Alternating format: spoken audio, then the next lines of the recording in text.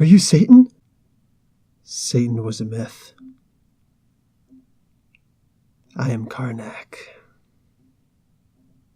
Hey guys, Professor Bill, Comic Book University. A little fun play in the beginning, whatever. This was a really good story I want to tell, all right? So we're going to be talking about Karnak, issue number 1 through 6. That's the whole entirety of the series. It's written by Warren Ellis. Now, anybody who doesn't know who Warren Ellis is, you're obviously not going to know his expanded work then, but at the very least, I'm pretty sure you know of the Moon Knight Spectacular that came out. It's like the first 10 issues, I believe, of Moon Knight that had Warren Ellis writing it. And it was a reboot, a jumpstart to the character that just blew people's minds, right? And that's who Warren Ellis is. For the most part, Warren is the guy that Marvel calls up and says, listen, we got this character who's either really obscure or just, we don't know what to do with him. Could you breathe some new life into him? We need him reinvigorated so we can sell some more of his books, And that's what he did with Moon Knight. He's done that with a couple. I believe he's actually the guy who came up with the Extremis idea for Iron Man, which, boom, right there. Perfect, right? So here you have it, that he gets called in and say, listen, could you do a little like six issue series, whatever, with Karnak? We need the guy bumped up. We're trying to push the Inhumans because we actually have the property rights to them for the comic books, not just for the comic books, for the movies. We don't have the X-Men properties at all. So they're almost the same, right? Argue, yay or nay, whatever. That's not what I'm here for, right? What I am here for, though, is talk about this incredible story. And don't forget to check out, I believe I have it in the description, Karnak Explained in a Minute. Just put that up at the same time this goes up. Guys, let's look at this here, all right? I said Warren Ellis is on art, on writing. But Gerardo Zaffino is actually doing the art. Now, by the art, that means the pencils and the inks. Now, he'll eventually quit. He leaves for what's called personal reasons after issue 2. So issue 3 through 6 is actually done by Roland Boschi. So, there's that. And you can tell the difference in the art if you're looking for it. If you're not, I personally didn't even notice until I read the letters page at the very end. But anyways, Dan Brown is actually doing colors. Normally, I don't even mention the person doing colors, but the colors on this are actually really sharp. They really make this series. If this was done in black and white, I don't think, clearly, I know that's been said before that colors are the heart and soul, the lifeblood of a comic. Yeah, some of us grew up reading the original Teenage Mutant Ninja Turtles, the Usagi Yojimbo stuff, you know what I'm saying? And no, it doesn't have to be. But the colors, this is one of those few comics out there that I say that it wouldn't be the same at all if they designed it so that there wouldn't be colors. And check it out. I think you'll see what I mean. So anyway, we're looking at this comic. It was published in December of 2015, and it was released 2 months earlier than that. That was in October. I think I've gotten into one of my Saturday podcasts about why they do the difference in publication and release dates, but whatever, it is what it is. Now we're going to start off, and I'm going to hold on real quick. We're going to start off with Karnak sitting down and meditating at the Temple of Wisdom. Now, this is the Citadel of Wisdom. This is actually the second Citadel of Wisdom. Apparently, his father is still in charge. He's still the Magister of the original Temple of Wisdom, Citadel, whatever. And Karnak is now in charge of the second one. Now, a little bit of backstory real quick. Go away. Karnak had died not too long ago. All right, Karnak actually committed suicide. This is a brilliant story. One of these days, I'm certain I'm going to get into this story. In fact, I might actually find a reason to use it next week. But we'll see. For now, Karnak had recently committed suicide. I know, right? And his power, as you can see in the Explained in a Minute, is to find the flaw in all things.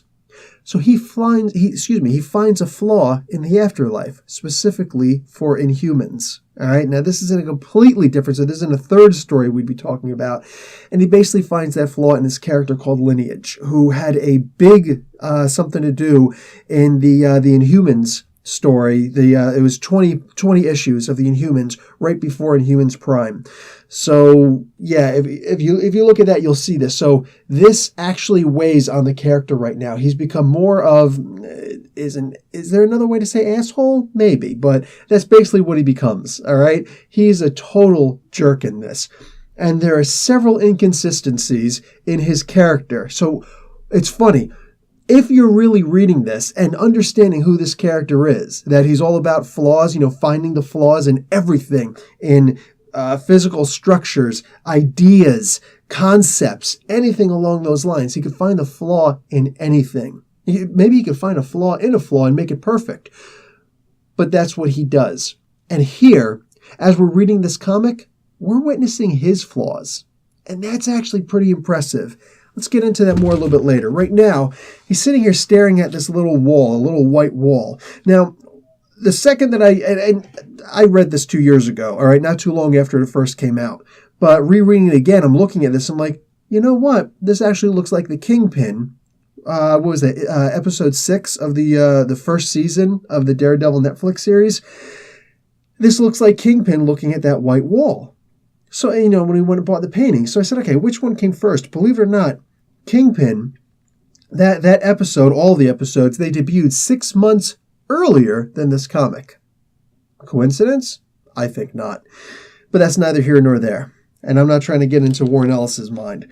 So here we go. He's just sitting there staring at this wall. All of a sudden this monk comes in. He says, Magister. And Magister is just another term for a high priest. It's the Inhuman terminology used. Says, Magister, the infernal device is calling. The infernal device is kept inside of a closed stone room with twin metal doors that have to be pulled open by chains, and there are several monks on this opening up. And he goes in, and this infernal device is actually a satellite phone hooked up to a battery. Cute. Mind you, satellite phones were completely ruined for me in Jurassic Park 3. You know the scenes I'm talking about. Anyway, so he picks up the phone, and this is cool. He says, I am Karnak. He doesn't say hello. He's not Italian. He's not like, pronto. Actually, that's a Northern Italian, or us New York Italians like, yo. But, so he just picks up the phone. I am Karnak. Now, this is actually going to be a running theme throughout this entire series, this entire 6-issue miniseries run. And I'm going to argue that there's a part, you saw it at the very beginning of this video I'm doing, that part there, where he said that's in the very end of issue 3. We'll get to it.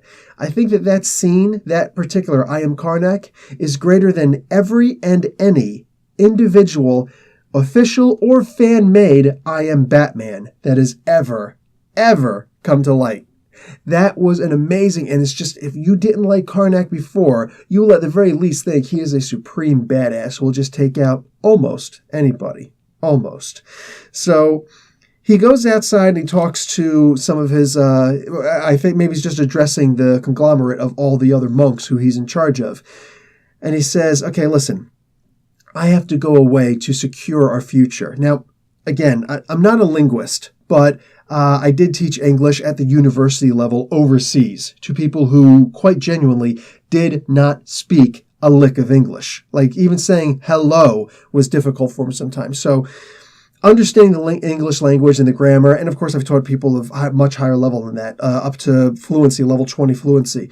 But yeah, discovering the English language and the words that are used in here is actually interesting. And it's funny, I find myself doing that in this comic a lot. And later on, you will see in the next issue, in issue 2, Karnak actually does it also. So I'm reading him reading someone else's English, and it's just it's pretty impressive. We'll get to that in a minute. But right now, so the English that he's using here, he says, I am going to go and secure our future. Now, interesting choice of words. Why? Because he's not looking to better their situation. He's looking to secure it. All right?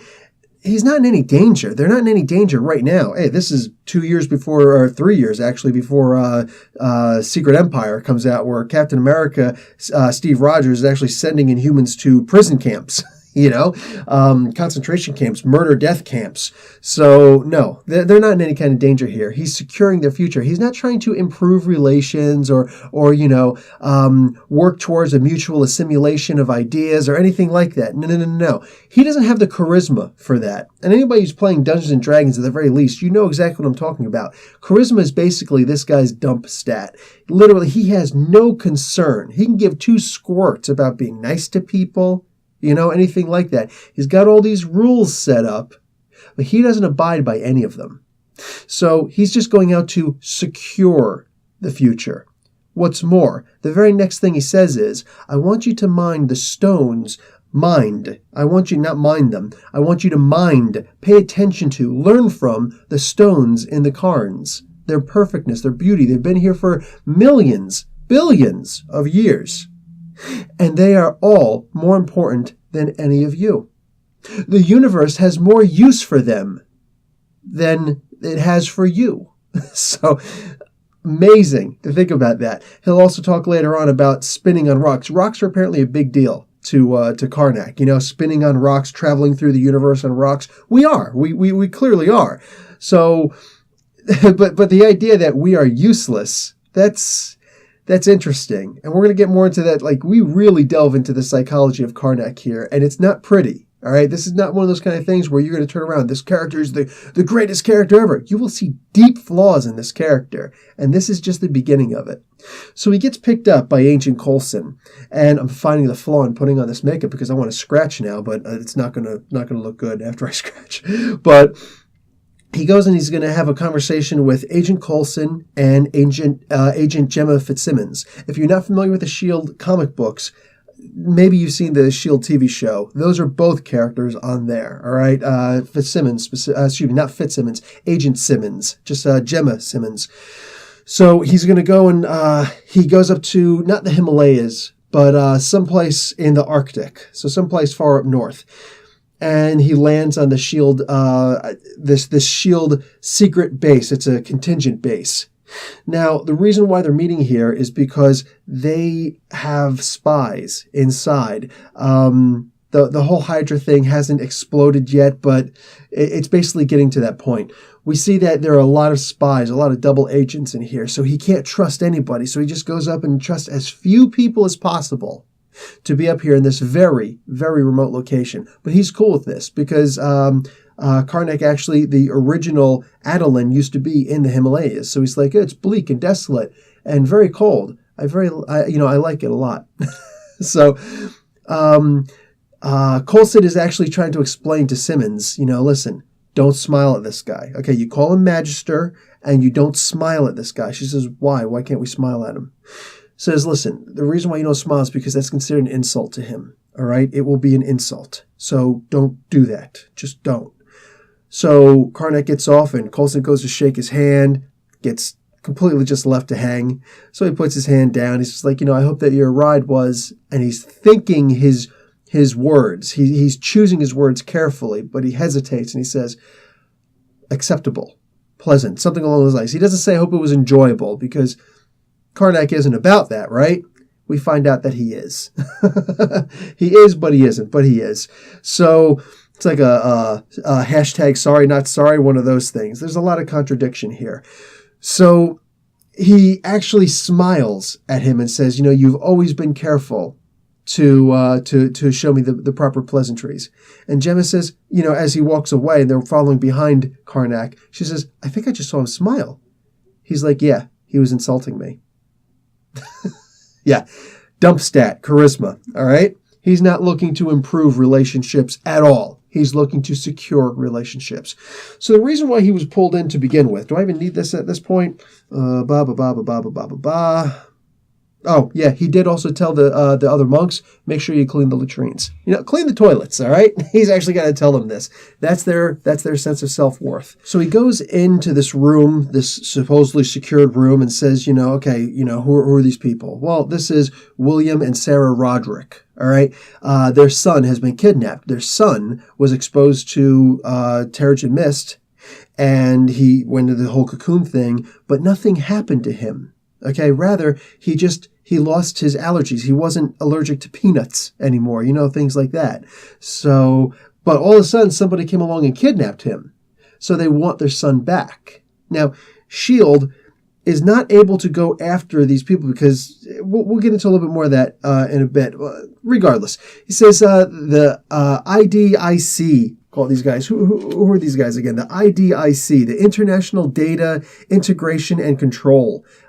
This is basically an organization that is a subset of AIM. It's a lost subset. Like they were a long time ago. They lost all their funding. They lost everything, but whatever. And basically it's IDIC. Okay? Like, I guess that's going to be like the new property that Apple invests in, IDIC. You got your iPhone, you got your iPod, you got your iTablet, you got your iDick. I don't even want to get into that. I don't even want to think of what that could be. Speaking of this, though, he names a price. He says, okay, here's the deal. I want my typical price of $1 million from S.H.I.E.L.D. for helping this family out. Then S.H.I.E.L.D. says, yeah, absolutely. Coulson says, yeah, absolutely, sure. We can't go in and do this ourselves because we have rules right now in place. And Karnak says they're stupid rules, but whatever. There are humans and inhumans. And when there's inhumans that are being affected, not just America, they're an international conglomerate. This organization is international, and the International Council, these faceless names, don't want S.H.I.E.L.D. to go after anything that has to do with Inhumans. And Coulson says, listen, this could change inside of a month, but for right now, this is the rule, and this kid's in trouble, so we're trying to contract this out to you. All right? Now, Warren Ellis does not care about your silly plots and storylines and all that in other comic books. They don't care. All right? Because in truth, all that Agent Coulson should really have to do is go to Medusa, Queen Medusa, and King Black Bolt, and just say, hey, listen, man, here's the deal. Okay? It was just Queen Medusa at the time. But, listen, here's the deal. We need this, and it's an Inhuman, so can we trust you guys to help us out? I mean, he's an Inhuman. He's one of yours. And she would order Karnak to go and get him. Done. So Warren Ellis didn't care about all that nonsense. He says, no, I want $1 million to be on the table. And S.H.I.E.L.D. is going to pay that $1 million. But Karnak says, but I need one more thing. He says, I need it from you two, from the Strong family. Not too strong here. Says, I want what is most important to you. The memory that you hold on to that is the most important, the thing that makes you think that everything in this world will be good, will be okay again. All right? That this world actually has meaning and is actually a pleasant place. That's what I want from you. That's the one thing I demand from you. And then I will rescue your son, and I will keep him in the Tower of Wisdom, the Citadel of Wisdom, for a while, to let him recuperate from his ordeal and to train him in the use of his abilities of not being allergic to things. So they say, okay, fine, we agree with this. Now, the guard behind them, the S.H.I.E.L.D. agent behind them, smiles. It's something you actually have to go back and look at. He smiles. And that's enough for Karnak, who, by the way, explains to Agent Coulson later, the reason why I demanded this of them is because I'm a teacher, and I need everybody to understand that they are useless to this world. That once they're done in this world, the world will forget them. Like he's very nihilistic in that regard. So he says, you, to that S.H.I.E.L.D. agent, drop your weapon, disarm yourself, and step away. And he pulls his gun on him. And Karnak just kind of stands there like this. And you think he's going to do a little fake bullet thing on him, but just stands there like this. And the guy takes a shot. And Karnak waits, and you see all the anticipation. All of a sudden, he ninja chops the bullet with his two fingers. Shaw! Chops the bullet in half. Agent Coulson's behind was like, what? Pow! Pops a cap in his right shoulder. Drops the dude. So the turncoat agent's laying there. He's like, how'd you know? He's like, he smiled.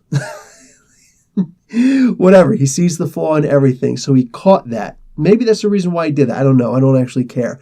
The idea is that, he realized that this guy was a double agent. He's like, is there anybody in this organization who's not crooked, who's not corrupt? And he goes over and he's like, listen, what I want you to do is tell me who you actually are in this universe. And if that's too difficult for you, then I want you to tell me who sent you. So, like, wow.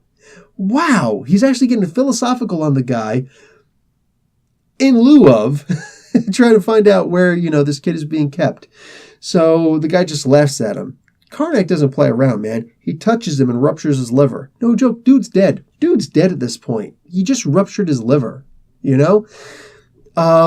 Then he immediately proceeds to go down and blows out the dude's kneecap, touches him up in his, above his kneecap, and you just see the kneecap like, boom, like there's TNT inside there. It just exploded. He just hit the trigger, Insane stuff. So the guy's screaming, ah, and he gives him some kind of information, right?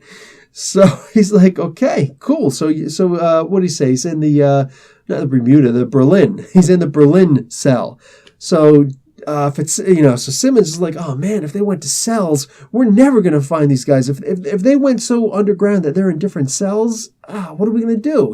Because you think about it, when you're just one organization, that's one thing. You just find everybody, all the information, everybody's sharing memos with each other. But you're talking about cells. One cell does not communicate with the other, and there is no central, part to go to. Each cell is told to look for a sign, something that will happen, some kind of indicator, and that's how you will find out that it's time for you to be activated. So no cell knows about the other one, Yeah, really bad, really bad. So he's like, okay, apparently I got to go to this Berlin location. And Agent Coulson asks him really quick, why didn't you just start with the kneecap? He's like, I've studied your cinema once, and you guys always start with the big, showstopper. You start with the most dramatic thing, and then, to move the plot forward. Okay, sure. I would have gone with the kneecap also, but whatever. Rupturing the liver, sure. Anyway. So that's, pretty much he goes to this location. Like, we won't waste any time. He literally goes in front of this location, and all of a sudden, the next scene, he's standing in front of this big door. This big, giant, thick iron door. And he just studies it for a little while, pulls his hand back, whack, blows the door up. Like, it blows up, punctures a hole through the door, and it just, explodes, away from him towards the bad guys. Shrapnel going through these guys. He comes running in, and the art on this is just absurd. It's absurd. He's just tearing through people. He's wrecking house. And these people kicking guns out the way and tearing them up. And that's how this issue ends. How does the next issue begin? I'm going to tell you what I think the mindset was, what the orders were for Warren Ellis. He's like, okay, I just finished writing issue 2, so I want you to jump on, drawing issue 1. Now, for issue 2, the first half of it is going to have no words whatsoever. It's just going to be the continuation and conclusion of this battle, where Karnak clears this entire level of this building, all right? Just do the entire first half, him kicking a lot of ass. That's it. That's all I want you to see. I'm going to go outside and have a smoke. That's it. The second issue, the first half of that second issue is nothing but him kicking ass. I can't complain. It was beautifully done. He's chopping off a piece of the wall, and when the splinters come out, he hits the splinters, and they become projectiles, and they hit people about the face and neck, and just killing people, puncturing throats, and they're dying. Oh my God, it's crazy. It's crazy. So he finishes this top level, and he goes downstairs into the second level. And he's like, he sees this dude, this one priest guy. He's the only guy in this temple location. He's like, hey, jerk face. No, he doesn't say that. That's the Italian in me. He's like, hey, jerk face. You know what I'm saying? I just killed all the people up there, so I don't have anybody, coming at my back. But I was going to, continue in this temple, and you're the only guy here. You want to give me some answers, or you want me to just kill you? That's basically the gist of the conversation. This guy's having a conversation back with Karnak, and he's just like, listen, this kid that you're talking about, we didn't kidnap him. He came willingly. We went up and had to talk with him, and he willingly came with us. He's the Messiah. Now, here's the part I was talking about a little bit earlier. I'm glad I didn't forget about it. I hate to have to rewind. But, yeah, I'm old. We rewound things back in the day. Be kind, rewind. Anyway, so he notices, and I actually noticed it also. but that's just kind of what I do. Well, my little lantern here, my light source is about to die. So he notices what this dude's doing. He's actually, capitalizing he's saying things. Oh, there it goes. So certain words like he and him, talking whenever he's talking about that kid, he's talking about him in reverence, okay? Like how you would capitalize the letter G in God, right? Along those lines.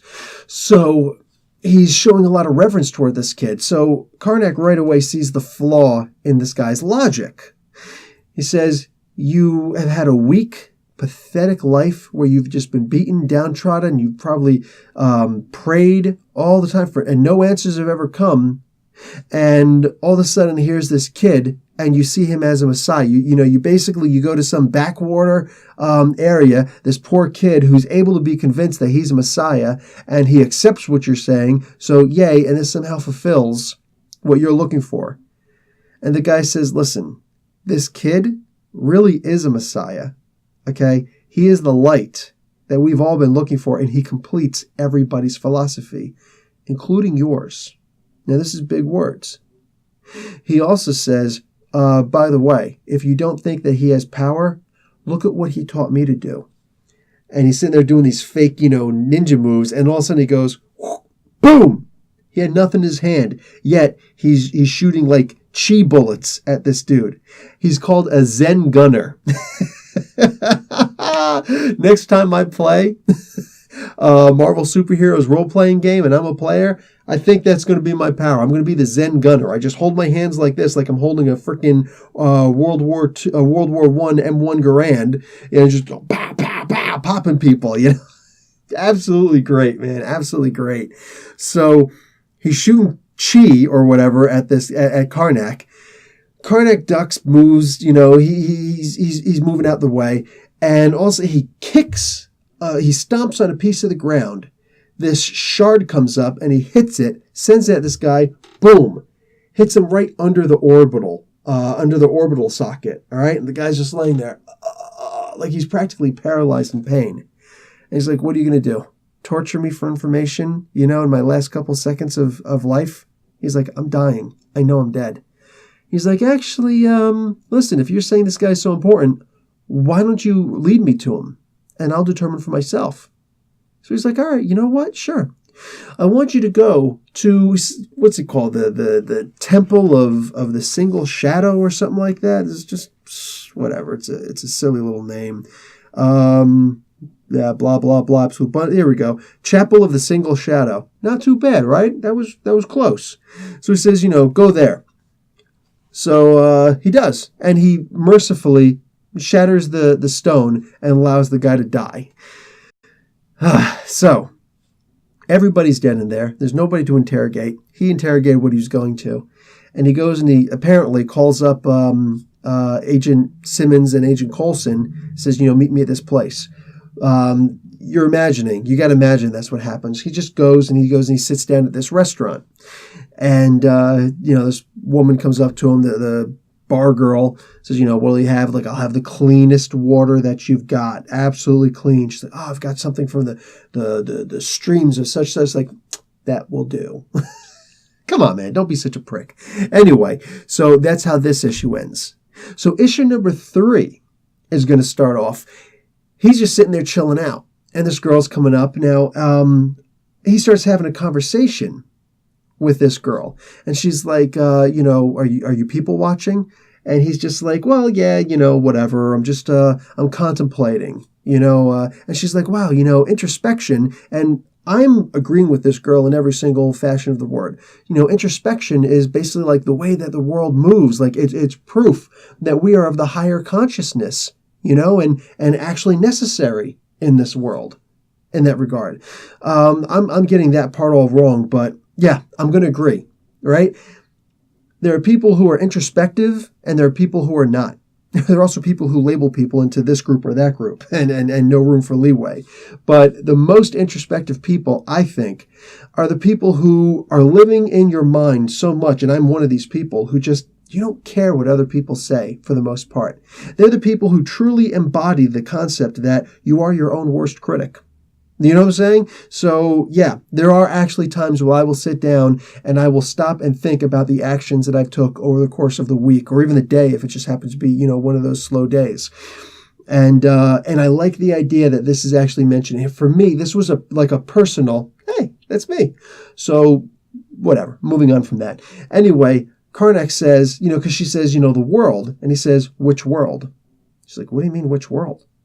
Well, at this point, the two S.H.I.E.L.D. agents come in, Coulson and Gemma Simmons. Now, first off, he says, Coulson says, are you crazy or have you lost your mind or something like that? Or what were you thinking? Now, I read this 2 years ago and I thought the exact same thing. And now I'm reading this 2 years later. I just read this again a couple hours ago. And I thought the exact same thing, forgetting the conclusion that I originally had to come to, that he wasn't talking to Simmons, because that's what I thought, like they had some kind of conversation outside. No, he's actually talking to Karnak. He's talking about, and you realize that much later on when he brings it up again, he's like, I wish I could just throw you right out, right out this window. I'm so mad at you right now. You left no survivors, nobody for us to interrogate. What the hell is the matter with you? Karnak didn't need them alive, and none of them were Inhuman, so it doesn't go against the Inhuman regulation of thou shalt not kill a fellow Inhuman, So, bada bing, bada boom, basically, we get to this point where he turns around and he says, stop, I'm actually having a very important conversation here. And he continues talking to the girl. Now, I'm probably going to get some of this wrong, but this is issue 3 of the 6-issue limited series. And that little thing that I did in the very beginning, the Karnak, I am Karnak thing, is at the end of this. This is towards the beginning. And this is the reason why if you're only going to buy one issue, it's issue number 3 you need to buy. Because this next part that I'm about to relay upon you guys, this is what's going to get you laid. Oh yes, that's right. Triple B is worried about all that good stuff, all right? Legit. This is the kind of stuff that will get you laid, at least with, younger girls and whatnot, all right? He's actually sitting there and he says, well, there are 3 worlds. He says, he, and he points to Agent Coulson, is one of those worlds. The people just going through it, trying to figure out life, trying to, get from here to there. Like, he is the world, general knowledge.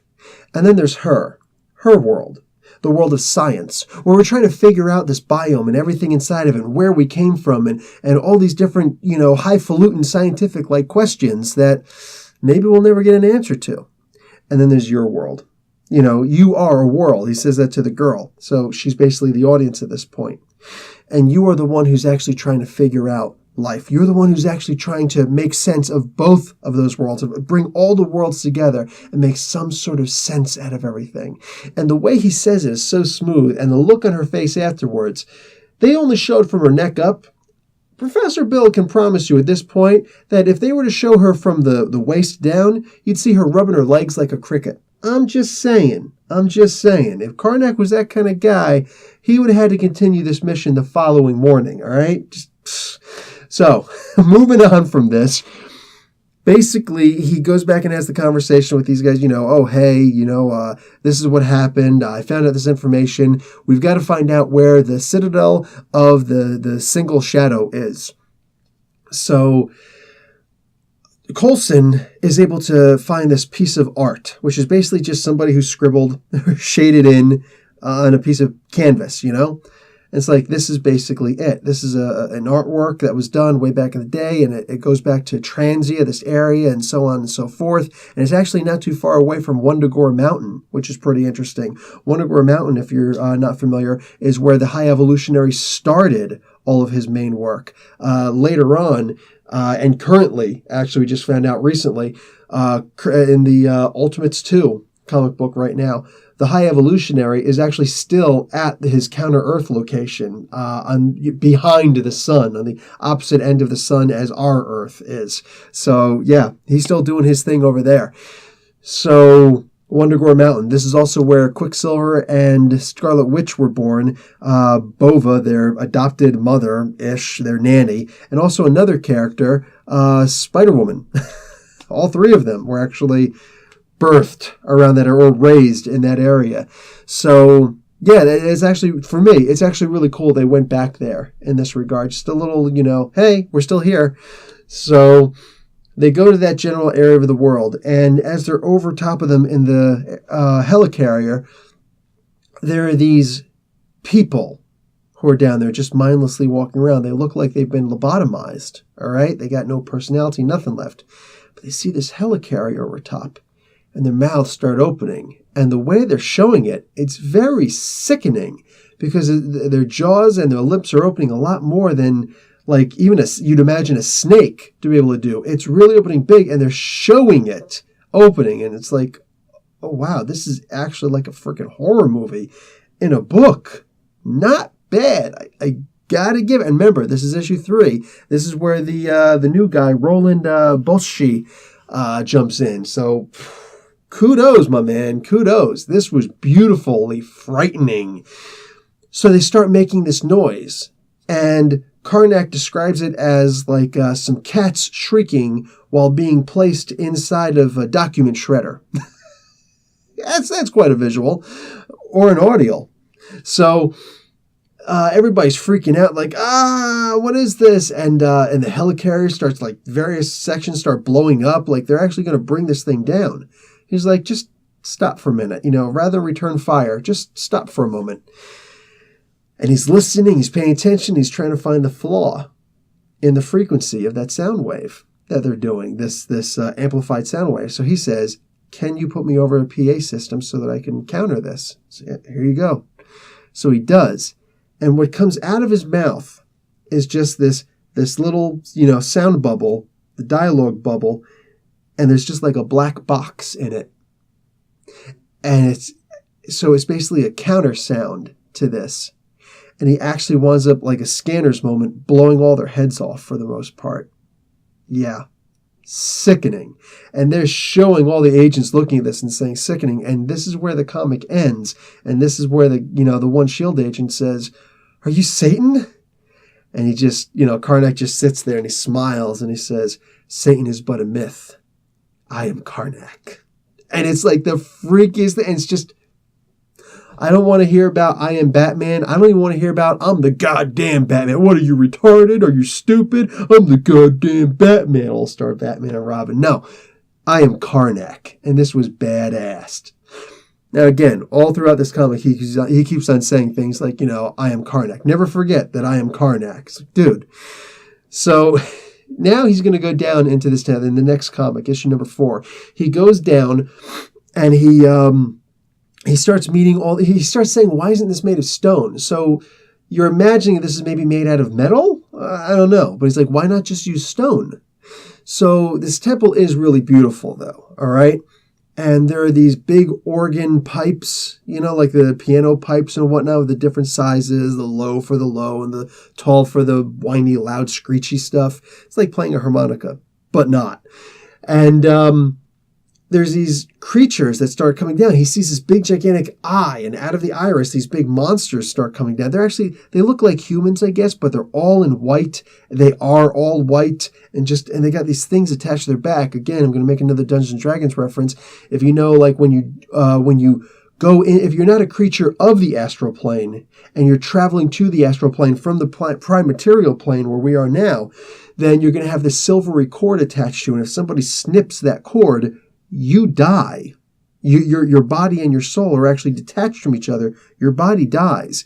Who knows what happens to your soul at this point, but you're lost forever, So, I don't know if that's what these are, but they're whatever. They're like, maybe it's like from Beyond Thunderdome, that Mad Max Beyond Thunderdome, where they got the things attached and, flying back and forth when Mad Max is fighting Blaster.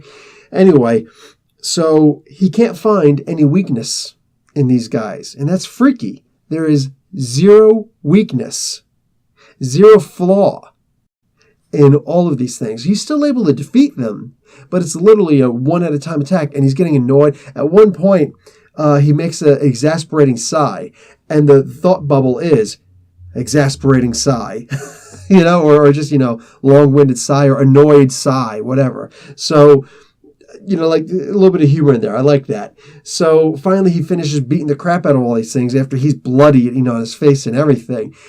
And all of a sudden, here comes the kid. Here comes the kid that he was looking for. Now this kid comes out and he's got this Charlie Don't Surf shirt on. It's got Charles Xavier's face on it. Like, cute. He doesn't surf because he's paralyzed. That's so mean. That's just wrong, man. Anyway, it was pretty funny, actually. Maybe I can get that shirt. I wanted to see how many people actually get it, right?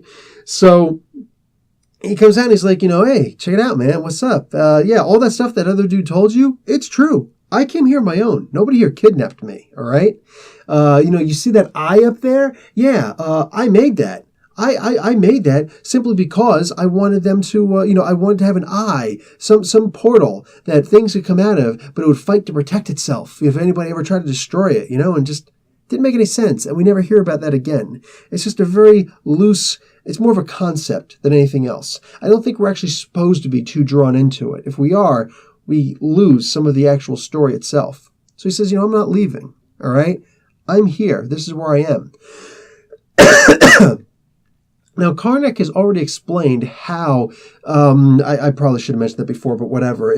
Right now is just as crucial a time to mention this. Karnak has already realized that he knows that there's something else about this kid besides the idea of not being allergic to peanuts anymore. Maybe there's simply a reality that he's shifted, that he's changed, because that seems to be his thing. When someone allows him in, he can find their flaw and fix it. That's really weird, right? It reminds me of a couple other stories, but in this particular regard, he's actually warping reality. So that brings him from the weakest Inhuman ever created to probably the most powerful Inhuman ever created. Insanity personified. So this guy basically says, I'm not coming with you. So go tell my parents I love them. Tell them I'm still drawing. It's just now I'm drawing with people instead of with pen and paper. So Karnak tries to attack one of the people who are with him, but he's in this impenetrable force field. He can't get through.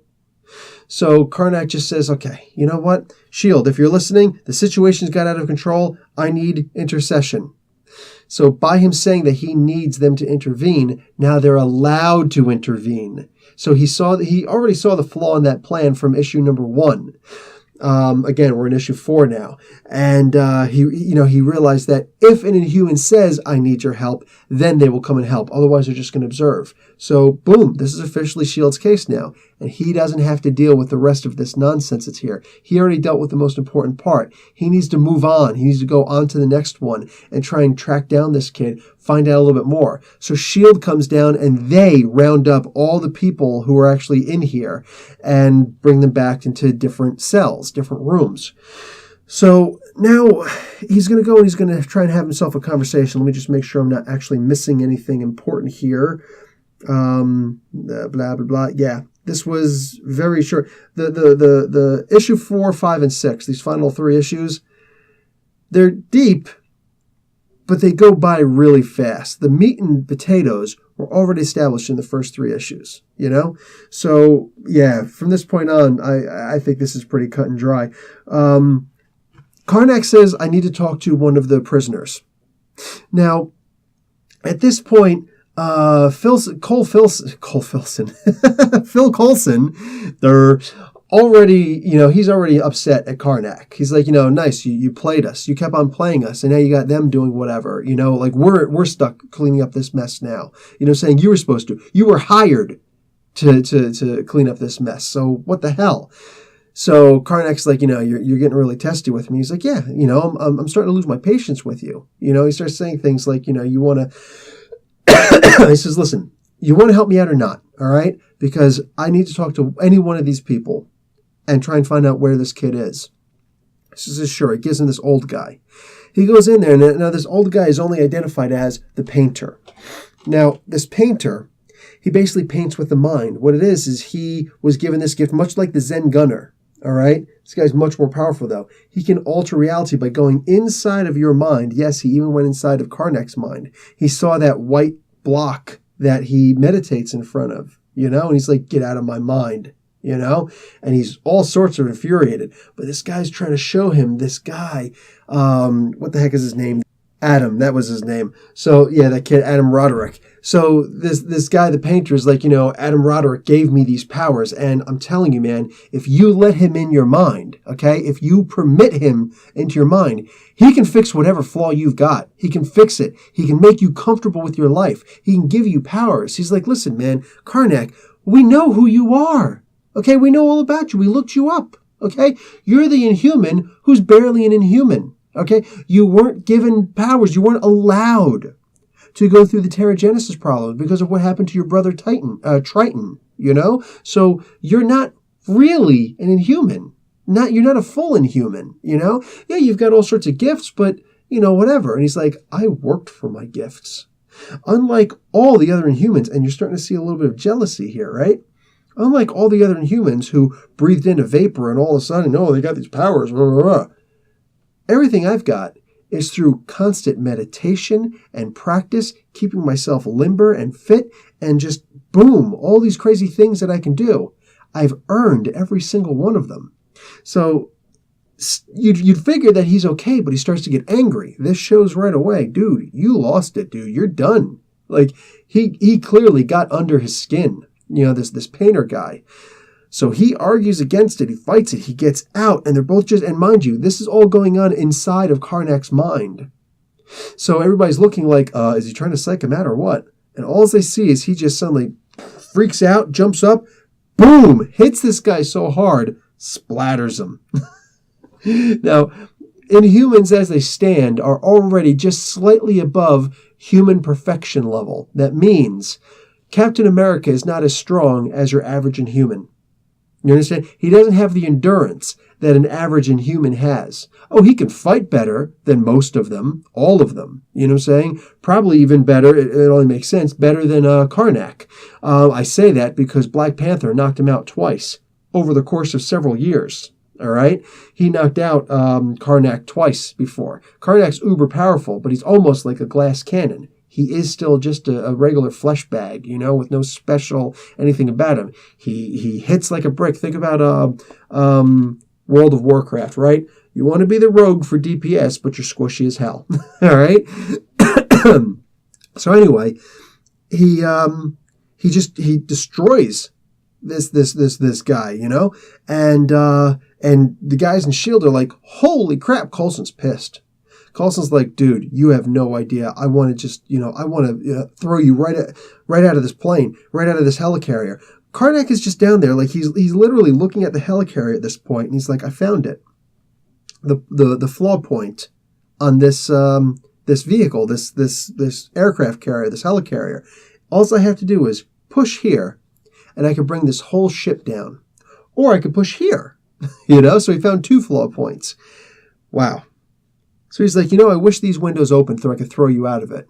He's like, you've lost a lot of your pretense and your courtesy. He's like, yeah, I'm throwing all those out the door. You just got finished killing, a witness, somebody who we could have gotten information from. You just killed this guy. All this crazy stuff. You're just killing people, and he's just like, I wish I really could just kill everybody. It would make the situation, more bearable. Like, wow, Karnak is a dick.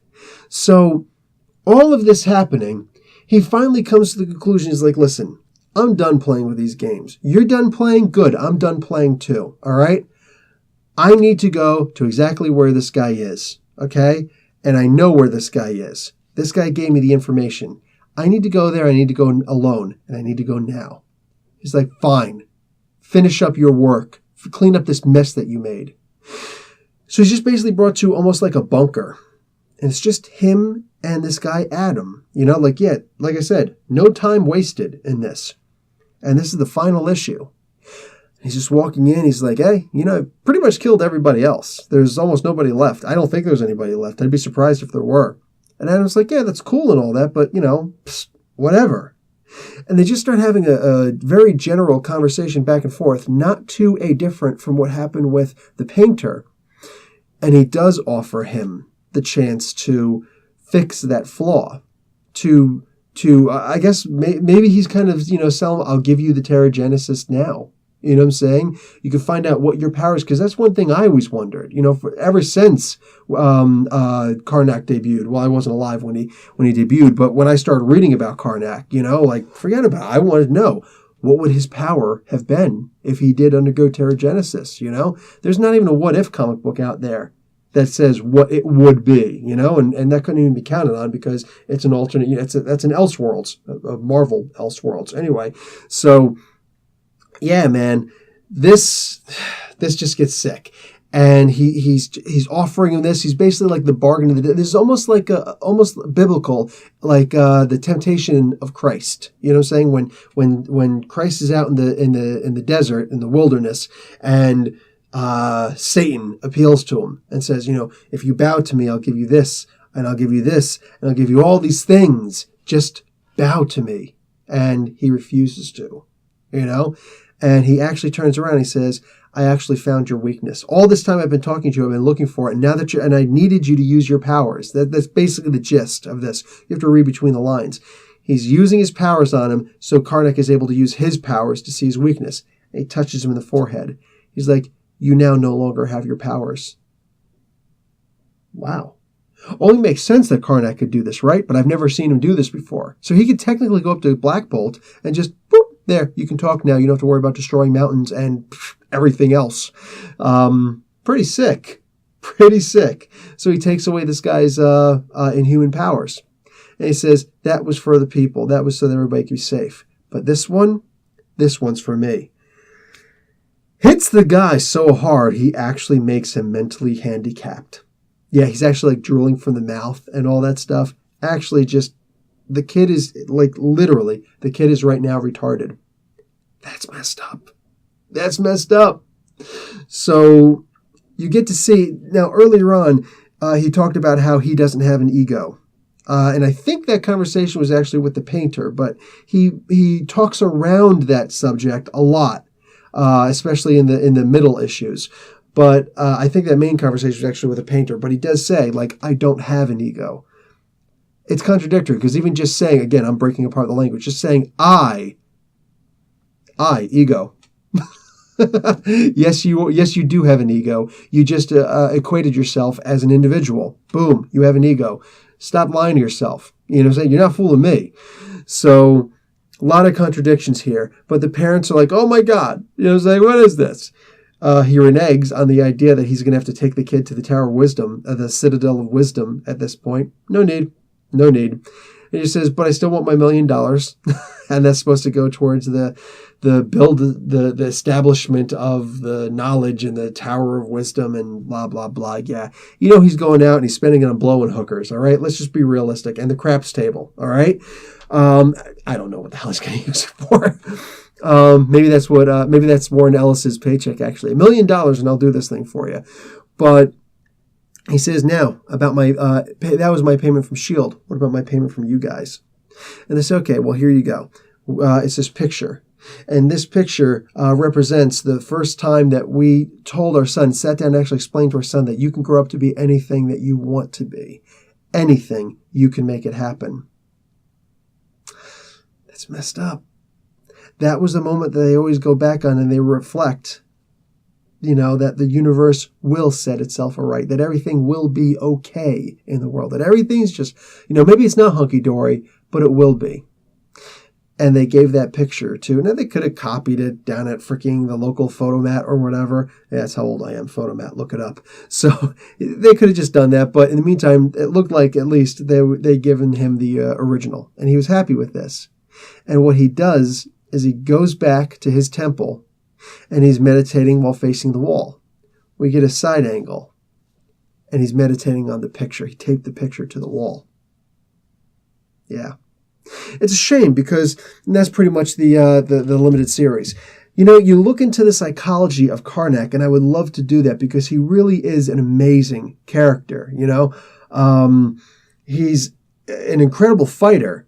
But it's not necessarily his martial arts that make him so dangerous. I mean, shoot, Daredevil was able to beat him in the martial arts, But, I don't know, when push comes to shove, it's the idea that if he gets that if you're fighting him for too long, he will find your flaw, he will handle, he will exploit, your flaw. He'll handle you. You're done.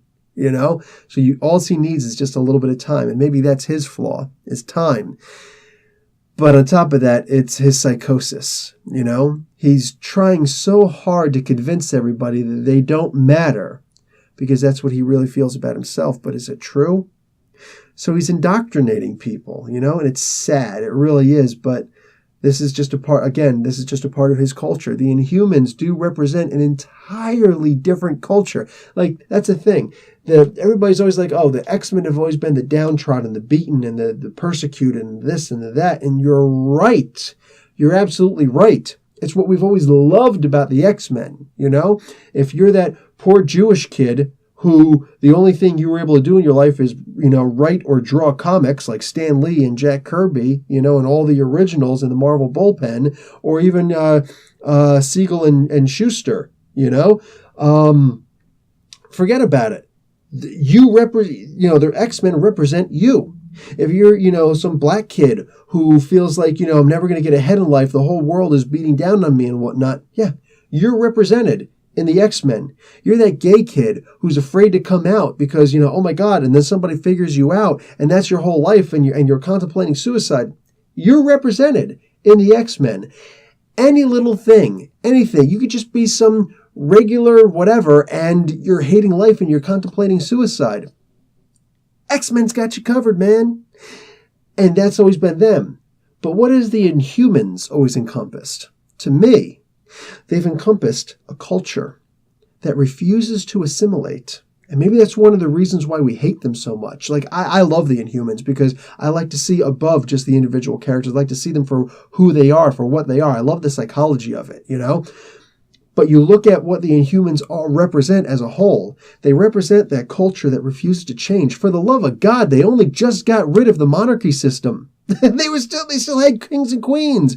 And most of the Inhumans still refer to Queen Medusa as Queen Medusa. I just did it myself.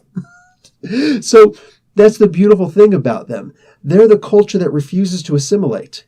And you can say they're the popular majority culture, or they're the minority culture who, like both, whenever you're talking about assimilation, it goes both ways. We like to think it only goes one, but it doesn't. It absolutely doesn't. And there's no losing of society. It's gaining of another and making, people and bonds stronger, unity. And when the green aliens come from space, we're going to need that unity, all right? Because green aliens from space, man, I don't want to hear about green lives mattering. No. Human lives matter, all right? That's when we're all going to be united. I don't know if green aliens are going to come and try and destroy us. It's a cookbook. It's a cookbook. So the idea is, if you got that reference, you're cool. So, and if you didn't, look it up so you can be cool. But that's what the Inhumans have always been to me. The culture that refuses to assimilate. And they're very, very slowly creeping along, right? Even though teragenesis can sometimes destroy a person.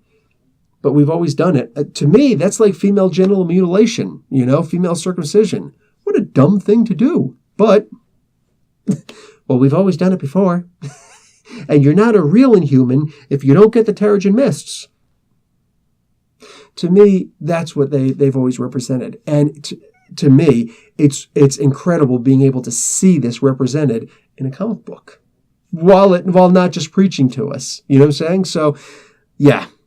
Karnak is I'm not even going to say he's necessarily a tragic figure. He's more like the guy who had all of his choices taken away from him. He wanted to get the Terrigen Mist, but he's honoring his mother and his father. His mother died when he was 14. Excuse me, I guess he would have actually been 11 or 12 when his mother died. Triton was 14 when his mother died, the undersea accident. But even his father, stoic. And likewise, therefore, Karnak has become even more stoic. He's obstinate in the sense of, you can't touch me. Okay? This is my world. This is my bubble. Keep out of my arm space. All right? You're invading my personal space here. That's who he is. And he'll really dislocate his shoulders trying, this is all my space. Get away. So seeing Karnak as the kid who the choice of teragenesis was taken away from him. All the other kids were doing it, but he wasn't allowed to. Why? Because his brother had it really bad. His brother, you just look at Triton. He couldn't exist with regular society. And therefore, his parents said, no, he is not going to undergo pterogenesis. That's final.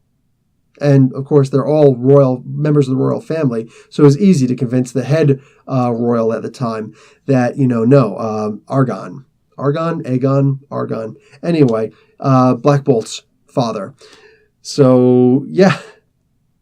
And Triton and Karnack's aunt. Yes, aunt. She was the queen at the time. So, what are you going to do?